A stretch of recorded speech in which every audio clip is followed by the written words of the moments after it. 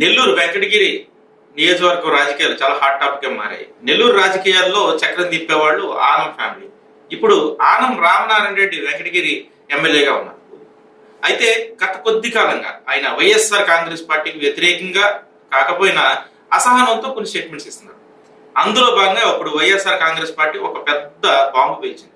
అదే వెంకటగిరి నియోజకవర్గానికి నేదురుమల్లి రామ్ కుమార్ రెడ్డిని ఇన్ఛార్జిగా నియమించింది. దీంతో వీళ్ళిద్దరి మధ్య పచ్చగడ్డి బొగ్గమంటారు. ఈ పరిణామాలన్నీ చూస్తుంటే ఆనం రామనారాయణ రెడ్డి పార్టీ జంప్ అయిపోతారనేది ఇప్పటికే అందరూ డిసైడ్ అయిపోయారు. మీరు కూడా డిసైడ్ అయిపోయారు. ఎందుకంటే ఎప్పటికీ ఆయన తెలుగుదేశం పార్టీ నుంచి ఆహ్వానం ఉంది. పసుపు కడువ మరొకసారి కప్పుకుని తెలుగుదేశం పార్టీలో అడుగుపెట్టే అవకాశం ఉంది. ఎందుకంటే వెంకటగిరి నియోజకవర్గం నుంచి ఖచ్చితంగా వైఎస్ఆర్ కాంగ్రెస్ పార్టీలో ఆయనకి స్థానం లేదు కాబట్టి ఆయన టీడీపీకి వెళ్ళే అవకాశం ఉంది.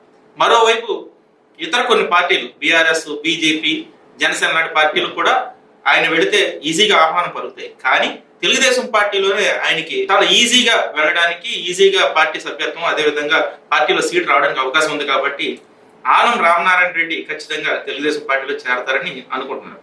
ఒక 4-5 రోజుల్లోనే ఆయన ఏదో ఒక స్టేట్మెంట్ ఇచ్చే అవకాశం ఉంది. దాన్ని బట్టి మనం డిసైడ్ అయిపోవచ్చు. మొత్తం మీద ఆనం రామనారాయణ రెడ్డి అదేవిధంగా నేదురుమల్లి రామ్ కుమార్ రెడ్డి మధ్య జరుగుతున్నటువంటి వివాదం నెల్లూరు జిల్లా రాజకీయాల్లో ఇప్పుడు మొత్తం బీభత్సం క్రియేట్ చేస్తుంది.